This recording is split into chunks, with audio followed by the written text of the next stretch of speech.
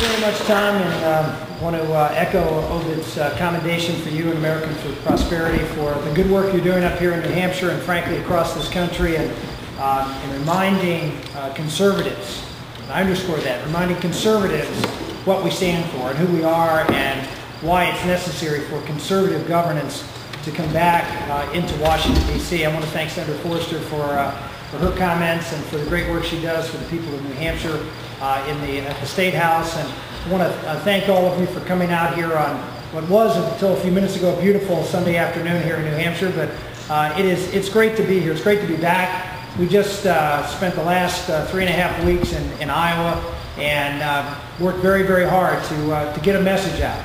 And the message is consistent with the themes that the pledge that I just signed. I've been called the super pledger in this race, that I've signed more pledges than any other candidate. And the reason is because, as I said from the very beginning, I'm the authentic conservative in this race, and if there are conservative organizations putting forth pledges, more likely than not, I'm going to sign them, because I have a track record of actually being a conservative across the board on economic issues, on fiscal issues, on moral cultural issues, and on national security issues. No one can match the record I have of being a consistent Reagan conservative over the course of 16 years. And I can say with confidence that when I sign this pledge, I'll keep this pledge. If past performance is a record, is something to look for as far as future performance, I've signed many pledges in my time in 4 years in the House and 12 in the United States Senate, and I've never broken a one, never once. If I say I'm going to do something, I stand up and I fight for it. And here's the difference: I win. We've been able to be successful in reforming government, in shrinking government. How many folks can stand before you as a candidate for president who says they were successful in Washington, leading the charge to shrink the size of government? I did. I was the fiscal hawk when I was in the United States Senate. Several instances. Number one, welfare reform. I was the author of the Senate Welfare Reform Bill, was the author of the House bill before we took the control of the majority in 1994. I served on the Ways and Means Committee, authored the bill, and then went toe-to-toe with Daniel Patrick Moynihan and Ted Kennedy, the two lions of the left, and we beat them. We got almost half the Democrats in the United States Senate, as well as President Clinton, to sign a bill that ended the federal entitlement to welfare and did two other things that required work and put a time limit on welfare.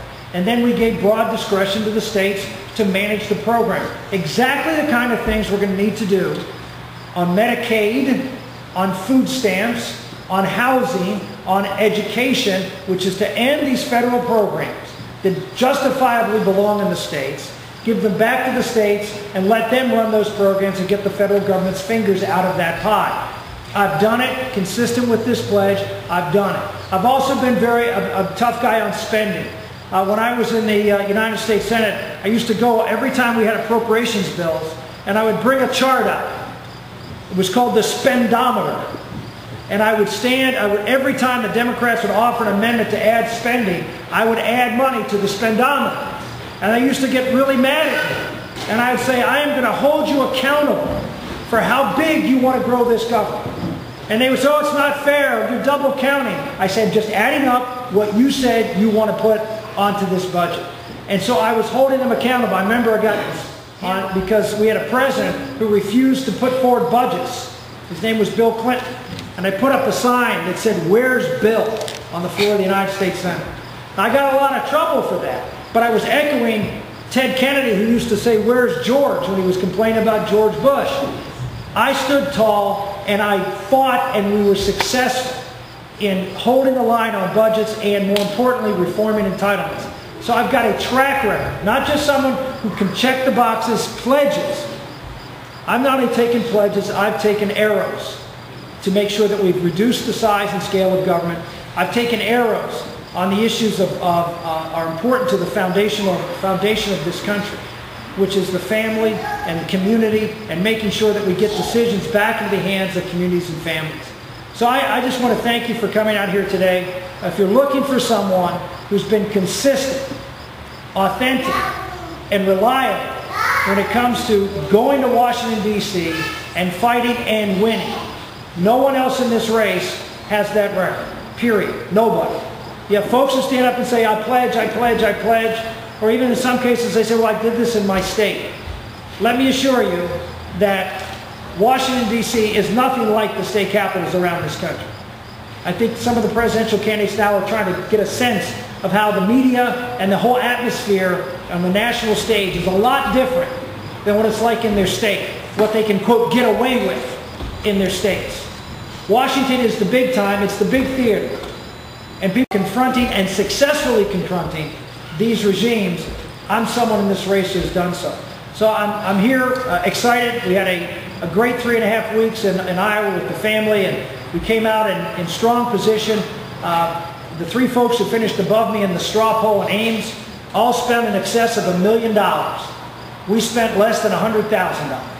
And we came within a stone's throw of third place. Why? Because we went out across Iowa, 68 counties.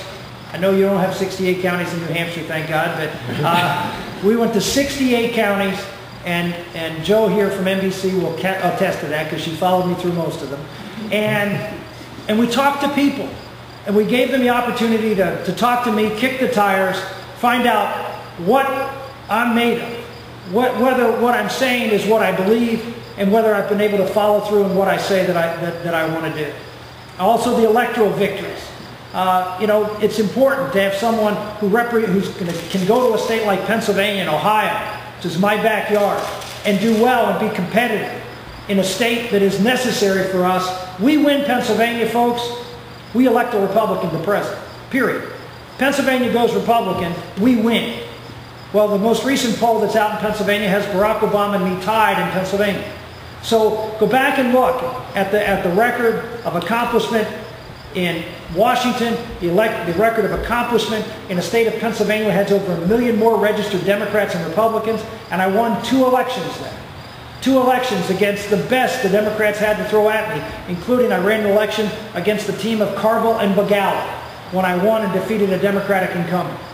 So we have the track record electorally, we have the track record in Washington, and I hope you can tell we got the fire in the belly to ignore what the national media. If I was someone who cared about what the national media said about me, I wouldn't be here, because they don't say anything about it.